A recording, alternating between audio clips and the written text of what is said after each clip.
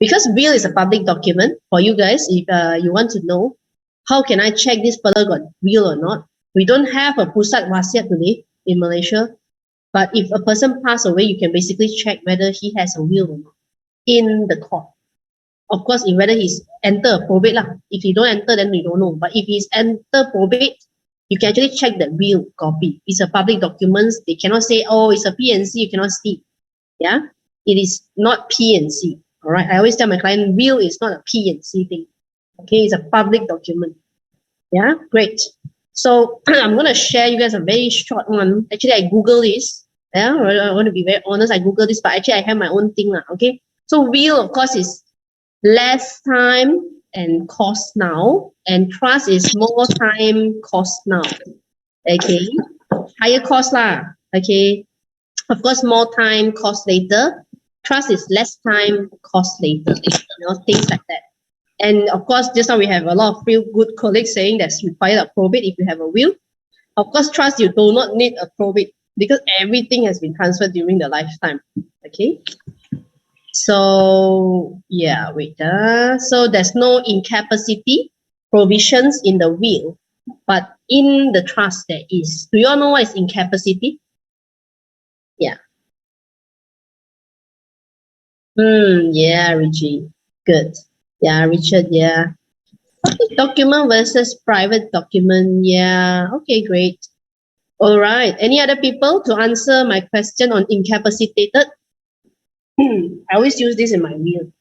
But my client always say, why incapacitated? What is incapacitated? So do you all know? Disability? Yeah, what type of disability, Alan? Example?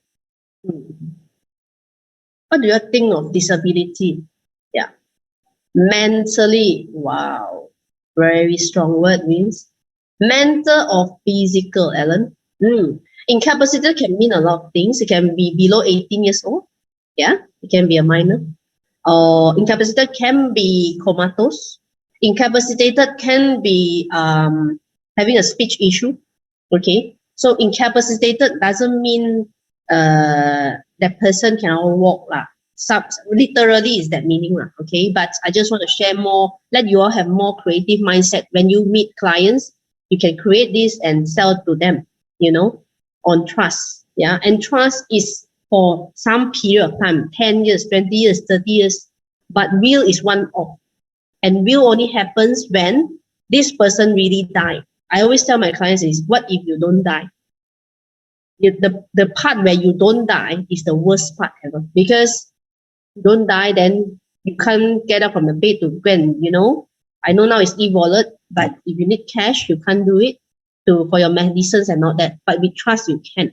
You can actually appoint a trustee to go and get your medicine, to call doctors and all that, to put you in whatever hospitalization that you want to. Last weekend, I have a case. The client called me up because she only want to go to a certain hospital and not other hospital. So she created just a trust just for that. Because they are very rich family. They say, I don't want to go general hospital. So she put that in her instructions. Very, very clear. All right. So these are things trust can do where will can't. But why people still do will? Do you all know that? Why people still do will? Can you type in the chat box? We talk about so much good things about trust, right? They might as well do all trust now. Why we people want to do the will then? Yeah. Cheaper, yeah, can be cheaper, but a will can go very high if clients are really high net worth. Okay. Lack of knowledge. Wow, Sally, very strong word.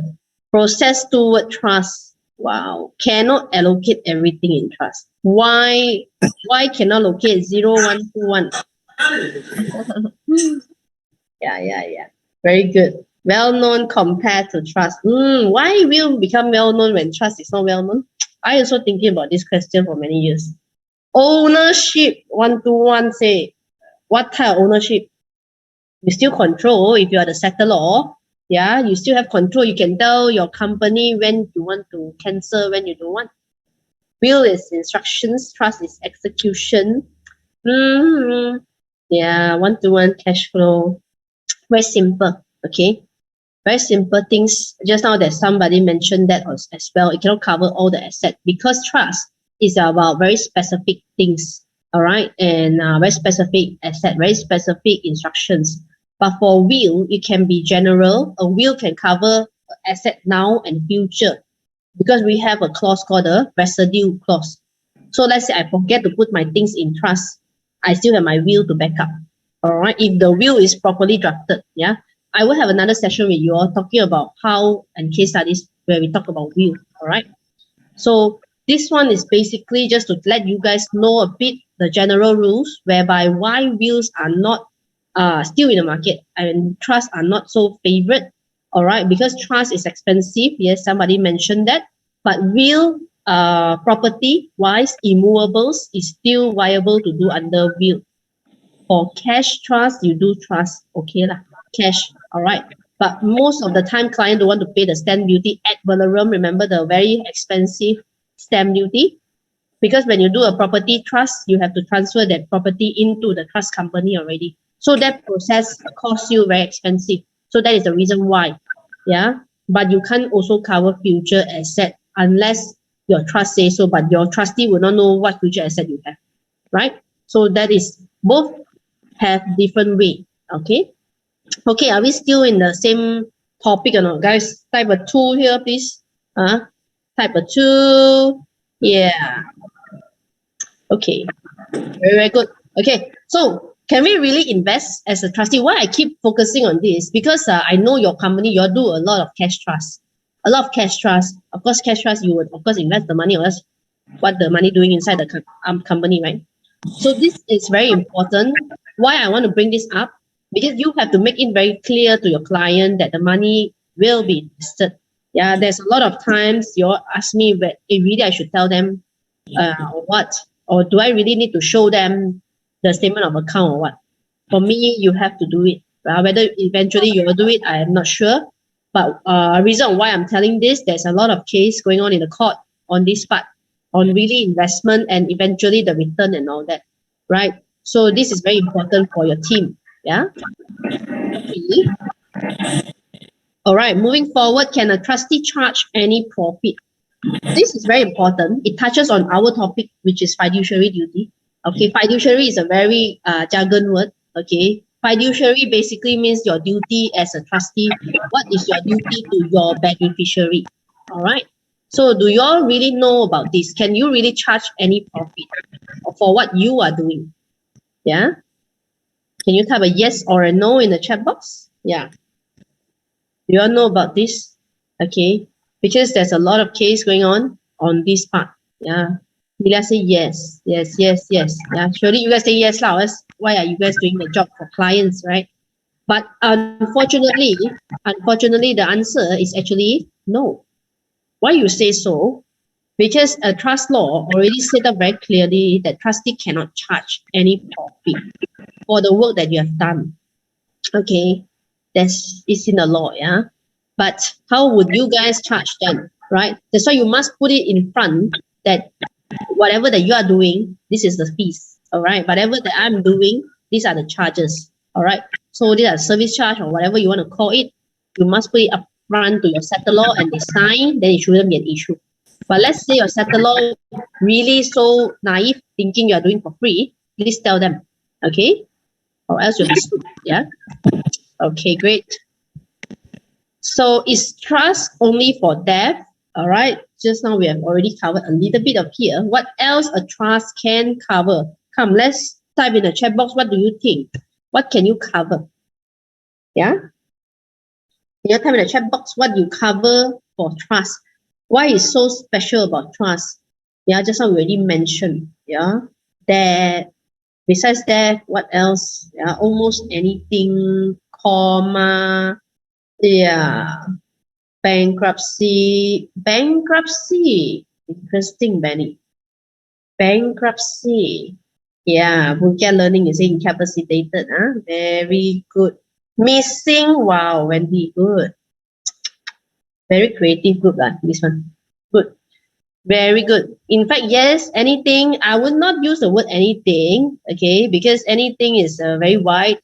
But As long as client can come up with that scenario, you can put in. We have a lot of clients asking, if my wife have another affair with other people, she will not entitled to it.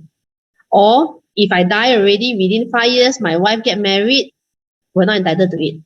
Or if I'm, I am declare having a cancer and prostate, then my wife will not get it. Something like that, very funny when clients, they come up with all these kind of all these kind of requirements, but honestly it can work lah. Okay, so what else a trust can cover? We mentioned already, that's almost any situation.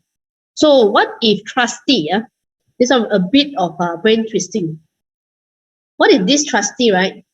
I'm not saying the company lah, like you guys company will wind up lah, but if trustee, wind up lah, okay. But let's say the trustee is an individual, the trustee went into a bankrupt, okay. So what happens to this portion of the benefit? Do you all know about it? This is more technical lah,